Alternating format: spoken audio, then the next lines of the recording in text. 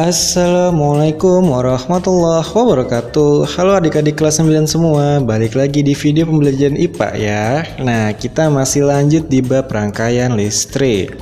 Nah, terakhir kita sudah membahas tentang energi listrik dan daya listrik ya. Sekarang kita akan masuki pembahasan terakhir, yaitu tentang perubahan bentuk energi listrik. Banyak sekali manfaat energi listrik yang dapat kita temukan dalam kehidupan sehari-hari. Energi listrik dapat diubah menjadi energi bentuk lain yang bermanfaat. Nah, beberapa perubahan bentuk energi listrik menjadi energi bentuk yang lain dapat kita lihat pada pembahasan video kali ini. Tapi jangan lupa di subscribe channel YouTube ini ya, biar kamu kalau ada video-video terbaru nggak ketinggalan, oke? Pertama, perubahan energi listrik menjadi energi kalor. Alat-alat pemanas listrik itu mengubah energi listrik menjadi energi kalor. Di dalamnya terdapat komponen yang disebut dengan elemen pemanas. Nah, elemen pemanas terbuat dari logam dengan hambatan jenis yang besar. Beberapa peralatan yang menggunakan elemen pemanas biasanya setrika listrik, kompor listrik, dan solder listrik. Pada setrika listrik, panas yang dihasilkan oleh elemen pemanas akan menyebar rata pada setiap permukaan alas setrika yang terbuat dari bahan konduktor, biasanya dari krom atau teflon. Nah, elemen pemanas dilapisi asbes mika agar tidak terjadi korsleting. Nah, setrika listrik juga dilengkapi dengan termostat yang dapat mematikan arus jika terlalu panas. Nah, ini adalah gambar-gambar dari setrika listrik. Pasti di rumah punya dong, ya kan? Nah, lanjut. Perubahan energi listrik menjadi energi cahaya.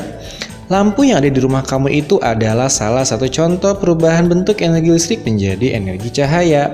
Nah, beberapa contoh lampu yang sering kita jumpai adalah misal lampu pijar dan lampu TL. Lampu pijar pertama ya, elemen pemanas dalam sebuah lampu pijar terbuat dari kawat tungsten tipis yang digulung menjadi spiral rangkap. Nah, kawat tungsten spiral ini dinamakan dengan filamen lampu. Ya, nah ketika dilalui arus listrik, filamen lampu berpijar sehingga berwarna putih. Dalam keadaan pijar putih ini, lampu memancarkan cahaya. Agar filamen lampu tidak terbakar, bola lampu biasanya diisi dengan gas argon dan gas nitrogen, yaitu gas-gas yang tidak bereaksi dengan logam panas. Nah, kalau lampu TL terbuat dari tabung kaca berisi gas raksa dan pada ujung-ujungnya terdapat elektroda. Nah, bagian-bagian lampu TL mungkin bisa kau pelajari sendiri ya.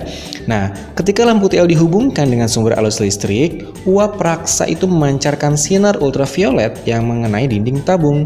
Dinding tabung bagian dalam dilapisi zat fluoresen, yaitu zat yang dapat berpendar ketika dikenai cahaya ultraviolet. Cahaya yang dipancarkan berupa cahaya putih dan tidak panas. Nah, berikutnya perubahan energi listrik menjadi energi gerak.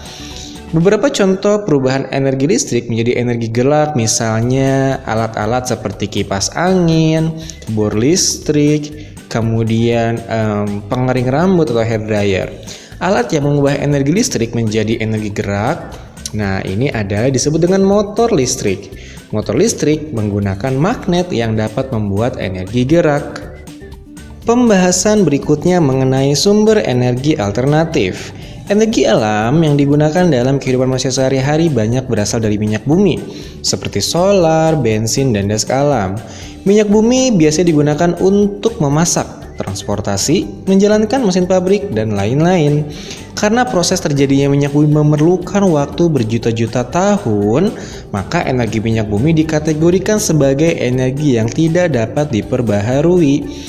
Jika pemakaiannya tidak bijaksana, maka persediaan minyak bumi dapat menipis dan mungkin akan habis. Itulah kenapa diperlukan langkah penghematan dan pemikiran untuk menemukan energi pengganti dari minyak bumi. Nah, energi pengganti minyak bumi dikenal dengan energi alternatif.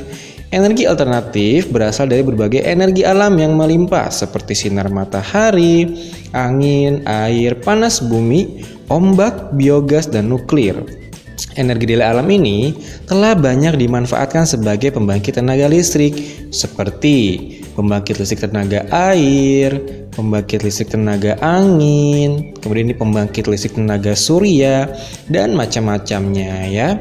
Nah, itu sumber energi alternatif. Sekarang kita masuk pada pembahasan terakhir di video ini ya, yaitu tentang penggunaan teknologi listrik di lingkungan sekitar.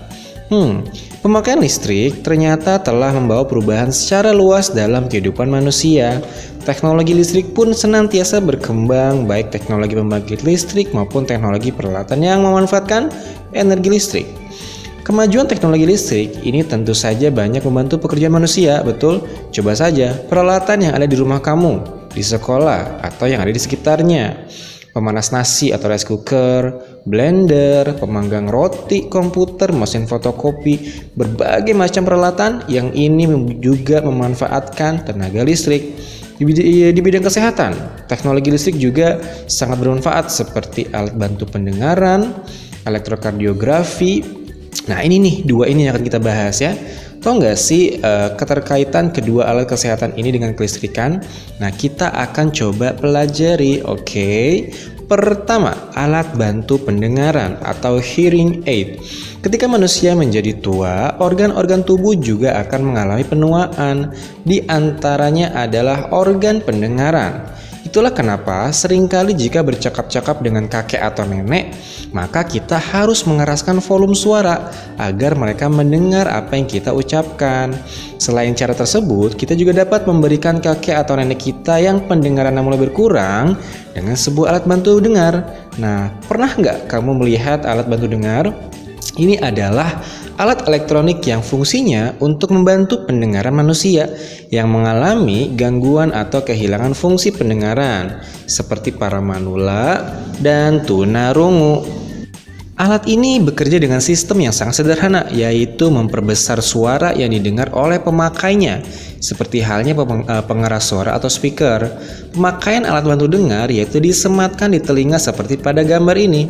Nah, selain mengeraskan suara, saat ini teknologi bantu dengar juga sudah dapat menyaring suara noise, yaitu suara yang bukan percakapan. Selain itu, alat bantu dengar juga sudah dapat dihubungkan dengan perangkat elektronik lain, kayak radio, televisi, dan telepon genggam atau HP. Pada dasarnya, alat bantu dengar ini terdiri dari 4 komponen: mikrofon, amplifier, receiver, dan baterai ya. Nanti tinggal dicari sendiri fungsi-fungsinya, oke? Nah, lanjut, terakhir ini adalah elektrokardiograf atau disingkat dengan EKG. Pernah nggak sih kamu melihat peralatan seperti gambar ini? Nah, peralatan yang dipasang pada dada pasien dan tersambung dengan komputer ini adalah sebuah elektrokardiograf atau EKG. Ya, kita dapat melihat peralatan ini di rumah sakit. Nah, apakah fungsi alat ini dan apa kaitannya dengan kelistrikan?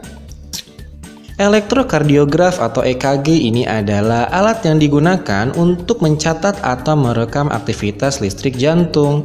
Rekaman listrik jantung yang dihasilkan oleh EKG dapat memberi petunjuk tentang adanya kelainan jantung seperti gangguan irama jantung, penyakit jantung koroner, serangan jantung, penebalan otot jantung, dan pembesaran rongga jantung. Pasien yang diperiksa dengan EKG akan dipasang elektrode pada dadanya. Elektrode akan mendeteksi turun naiknya arus listrik jantung dan mengirimnya ke elektrokardiograf yang merekam perubahannya sebagai bentuk gelombang pada layar komputer atau gulungan kertas bergerak yang disebut dengan elektrokardiogram. Jika pasien sehat, maka EKG akan menampilkan rangkaian gelombang yang berulang. Penyimpangan dari pola tersebut menunjukkan kemungkinan kelainan pada kondisi jantung. Nah, itulah 2 alat dari sekian banyak penggunaan kelistrikan ya, penggunaan listrik di lingkungan sekitar kita. Nah, sekian video kita tentang rangkaian listrik. Berarti next materinya adalah tentang kemagnetan ya.